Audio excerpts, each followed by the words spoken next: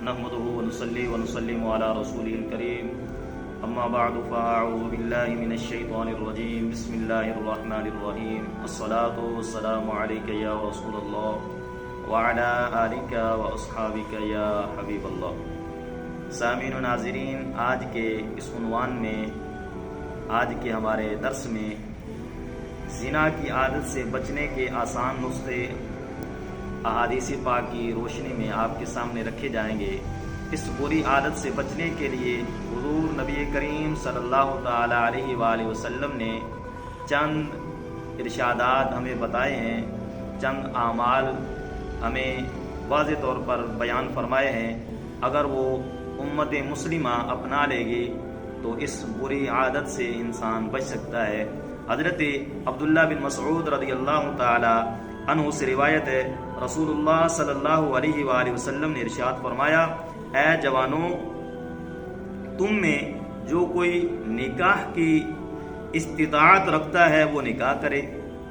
یہ اجنبی عورت کی طرف نظر کرنے سے نکاح کو روکنے والا ہے اور شرمگاہ کی حفاظت کرنے والا ہے، اور جس میں نکاح کی استطاعت نہیں ہے وہ روزے رکھے کہ روزہ شہوت کو توڑنے والا ہے۔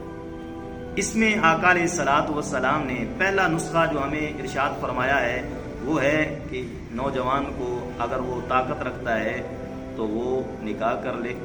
اس سے انسان کی نگاہ بھی محفوظ ہو جائے گی، اس کی شرمگاہ بھی محفوظ ہو جائے گی۔ نمبر 2، آقا علیہ الصلوۃ والسلام نے ارشاد فرمایا، جو نکاح کرنے کی طاقت نہیں رکھتا، اس کے پاس مالی مدد اس کے پاس موجود نہیں ہے، تو وہ انسان روزہ رکھنا شروع کر دے۔ وہ نوجوان روزے رکھے، جب وہ روزے رکھے گا تو اس کی شہوت ختم ہو جائے گی۔ دوسری حدیث پاک حضرت ابو ہریرہ رضی اللہ تعالیٰ عنہ سے روایت ہے، رسول اکرم صلی اللہ تعالیٰ علیہ وآلہ وسلم نے ارشاد فرمایا، بے شک عورت ابلیس کے تیروں میں سے ایک تیر ہے۔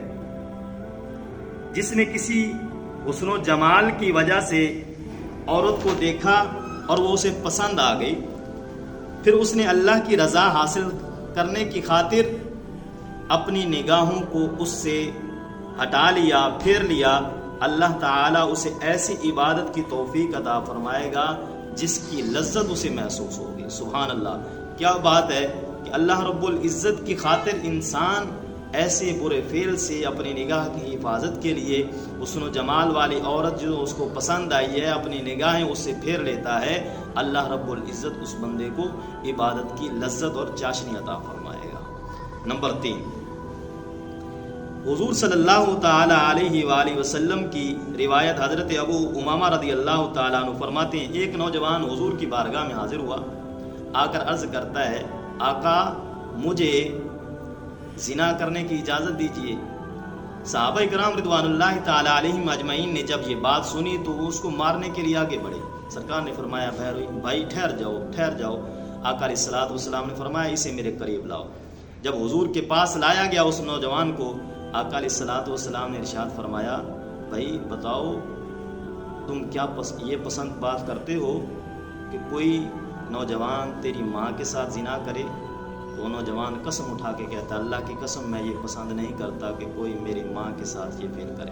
آقا علیہ الصلوۃ والسلام نے ارشاد فرمایا، ہر بندہ یہی چاہتا ہے کہ اس کی ماں کے ساتھ یہ برا فعل نہ کیا جائے۔ سرکار نے پھر دوسرا سوال کیا، سرکار نے فرمایا، تم یہ چاہتے ہو کہ تمہاری بیٹی کے ساتھ کوئی زنا کرے؟ پھر وہ نوجوان کہتا ہے، خدا کی قسم میں یہ پسند نہیں کرتا کہ کوئی میری بیٹی کے ساتھ یہ کبھی فعل کرے۔ آقا علیہ الصلوۃ والسلام نے پھر فرمایا کہ ہر انسان بندہ مومن یہ چاہتا ہے کہ اس کی بیٹی کی عزت محفوظ رہے۔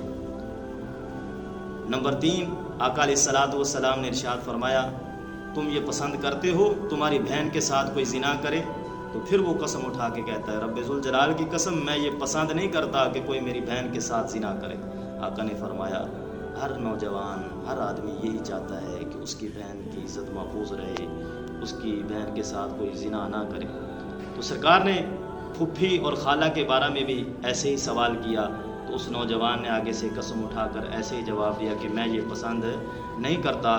تو آقا علیہ الصلوۃ والسلام نے پھر اس نوجوان کے سینے پر ہاتھ رکھا اور اپنا دست مبارک رکھ کر یہ دعا فرمائی، اللہم اغفر ذنبہ وطہر قلبہ وحسن فرجہ، اے اللہ اس کے گناہ بخش دے اور اس کے دل کو پاک فرما دے اور اس کی شرمگاہ کو محفوظ فرما دے۔